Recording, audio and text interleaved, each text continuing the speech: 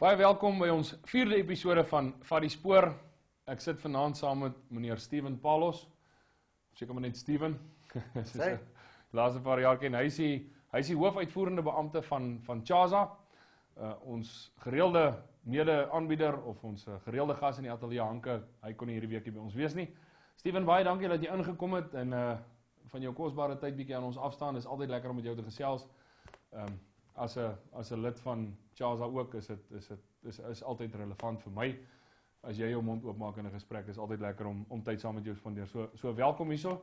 En dan gaan ek jou sommer in die diepkant ingooi en vir jou vra. Die eerste vraag wat ek vir jou wil vra is, daar's 'n magdom ouens daar buite wat ons program kyk. Wat is CHASA? Wat doen CHASA? Waarvoor staan dit? Verduidelik vir ons, verduidelik vir die oningeligte persoon wat dit is. Stefan, baie dankie vir die geleentheid. Bly om hier te wees en weer lekker saam met jou te gesels. CHASA, ja, dis die Konfederasie van Jagtersverenigings van Suid-Afrika. Dis 'n sambreel-liggaam. Ons het 23 lidverenigings onder ons. Daar is verskillende tipe lidverenigings. Daar's gewone jagtverenigings, soos die grootes in ons groep is dinge soos Kaapjag, KZN Hunters, ECGMA, Vrystaatjag, Bosveldjagters ensovoorts. En dan is daar ook spesialistgroepe. Byvoorbeeld, my persoonlike organisasie is Big Bow Association of South Africa, BASA. Daar's die Falconiers, Falconry South Africa. Daar's groepe soos BCB wat spesialiseer in probleemdier skiet. So ons is 'n sambreel-organisasie vir 'n hele klomp tipe. En hoeveel organisasies? Daar's 23. 23 organisasies. Okay. So 'n mens is nie lid van CHASA, jy's lid van jou Ja. CHASA vereniging. Ja. In jou persoonlike hoedanigheid is jy 'n lid van jou vereniging en jy moet jou vereniging vra, hoekom is jy nie lid by CHASA nie? Okay. Want jou organisasie word verteenwoordig by deur CHASA op 'n nasionale vlak. Okay. Met dinge soos veral vuurwapen issues en dan jag issues. En op daai punt, jy praat van 'n organisasie of 'n federasie. Wat beteken 'n organisasie of 'n federasie vir 'n individu, vir 'n jagter? Hoekom moet jy lid wees? Die eerste ding wat ek wil net regstel, ons is 'n konfederasie. Okay. En die groot verskil, 'n konfederasie kan nie op plaaslike vlak baie inmeng in jou eie ethos. En dis wat CHASA baie sterk maak. Jou vereniging op kom ons sê op lidvlak is baie kom ons sê independent. Jy het jou eie ethos daar. As 'n konfederasie. As jy federasie is, dan het jy baie sterke manier om in te meng in die ethos van die lidverenigings. So ons bly by 'n konfederasie. Ons werk op die groot prentjie issues.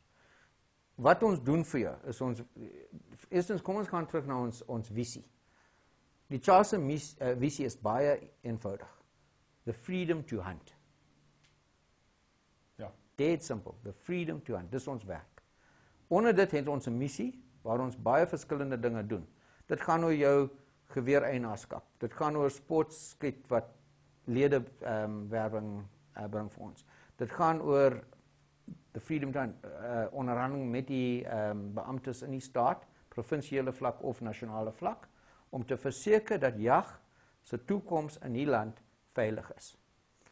En die rede hoekom 'n lid moet kies 'n CHASA lidvereniging is dat sy klein bydrae wat hy maak elke jaar, wat opkom na die CHASA vlakte toe, sal verseker, dis versekering vir sy toekoms om te jag.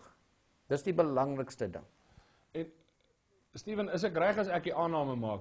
Dit gaan nie net oor vuurwapen eienaarskap nie. Dis wyeer is dit, dis breër is dit.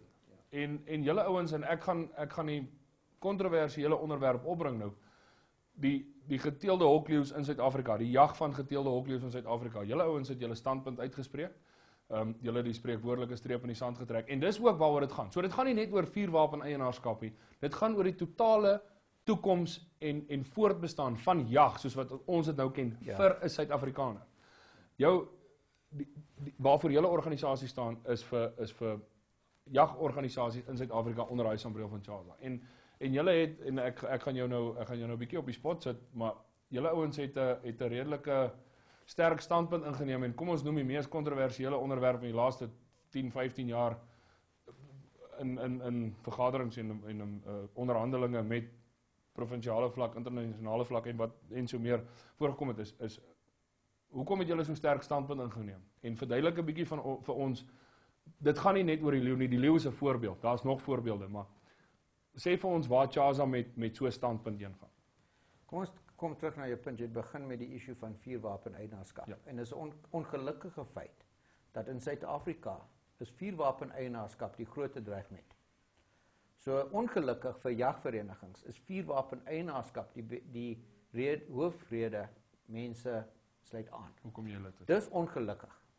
Want die grootste gevaar op 'n internasionale vlak is die bedreig teen jag. En ons kyk na albei. Ja. Albei is vir ons belangrik. Ja. Ons is heeltemal geskik in die regte plek om al ons vuurwapen issues uit te sort vir die lede. Ons is 'n geakkrediteerde organisasie. Ons werk op alle vlakte, van ministeriële vlak, parlement en alles, tot by SAPS en wat ook al. Dit doen ons. Maar jag is die ding wat op 'n internasionale vlak onder druk is. Ja. En ons sien dit nie in Suid-Afrika, want ons hier is ons redelik veilig op die huidige toestand. Maar ons moet 'n streep in die sand trek. Ons doen dinge in Suid-Afrika wat eintlik uniek is in die wêreld. Ons teel met wild, beter as enige ander land in die wêreld. Ja. Ons teel met wild tot so 'n mate dat ons teel deesdae met leeu's ook. Nie onder ideale omstandighede, en daar was mense wat wel kanse gevat het. Ja, dit moet ou in ag neem ook. Ons het besluit, dit is wettig in Suid-Afrika, dit is wettig as gevolg van 'n hofbevel. So dit gaan nie wegraak nie. Ons kan dit ignoreer of ons kan onsself distanseer daarvan, maar dit gaan aan. Dan gaan ons geverf word met daai selfde borsel. Ons het besluit, kom ons vat daai mense in en ons raise the bar. Hulle het beloftes gemaak, hulle gaan hulle storie skoonmaak. Ja. Kom ons help hulle tot daai punt. Vir my is daar geen verskil agter 'n draad om te jag. Al is 'n rooibok, 'n leeu of wat ook al. En dis my volgende vraag wat ek jou wil vra. Jy weet, waartoe gaan 'n ou met 'n ding? As 'n ou ingee en ons almal stem saam en sê, eers maar as gevolg van 'n sekere spesie of die manier wat hy geteel word op. Distansieer ons nou dit raak vir ons sensitief. Waar is daai lyn? As jy daai lyn bereik, waar stop dit?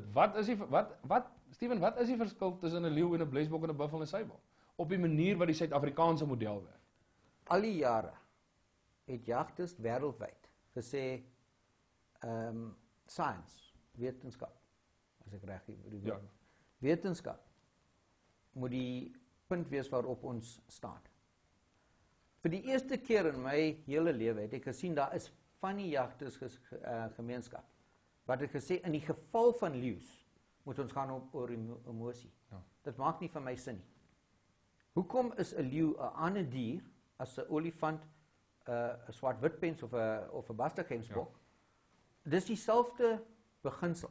Want as jy, soos die Engelsman sê, as jy die goalpost skuif, daai oomblik as hy skuif. Hy gaan nie ophou om te skuif nie. Ja, ek dink jy ons so verder in die gesprek. Dink as nog baie tyd later in die jaar om verder daaroor te gesels. Dit sal altyd 'n kontroversiële onderwerp bly wat ook reg so is, maar ek dink dit is goed as 'n ou logies kan redeneer oor 'n ding en die emosie 'n bietjie uit dit uithaal.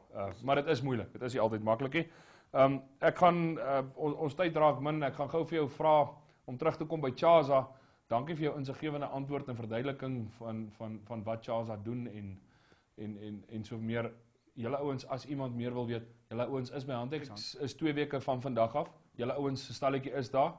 Ek weet nie of jy die stalletjie nommer uit jou kop het ken nie, maar enige besoeker aan Handeks is welkom om julle ouens te nader en by julle enige inligting wat hulle van CHASA wil hê by julle te kan kry.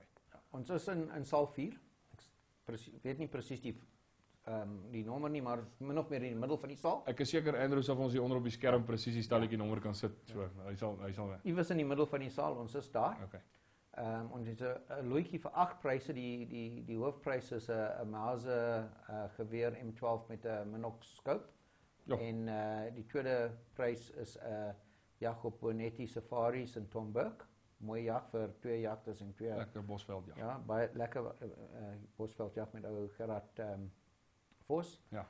Derde prys weer 'n Minox scope en dan paar ander Melse pryse ook, geweerkaste. En hoe kan 'n skouganger hierdie prys wen? Wat doen hy? Koop 'n loetjie by die stal, maar as jy by die stal kom, is nie net om 'n loetjie te koop. Ons gaan baie inligting vir jou daar hê, en daar's 'n goeie kans dat ons vir regsverteenwoordiger Martin Hood sal daar wees om mense te help met regsadvies. Ja. Op die Dis verlede, nie lede enige skouganger enige skouganger. Ja. Okay, dis reg. Steven, vreeslik dankie vir jou tyd. Dis altyd lekker. Ek is nog nie klaar met jou nie. Ek wil graag hê jy moet volgende week weer 'n draai kom maak. Ek weet dit is moeilik vir jou, jy's 'n bietjie ver van ons van ons ateljee in Pretoria af, maar vreeslik dankie vir jou tyd. Ons sien weer vir Steven volgende week. Hanke behoort terug te wees vir ons 5de aflewering van Vat die Spoor. So dankie dat julle ingeskakel het. Sien julle volgende week donderdag aand 7:00. Dankie.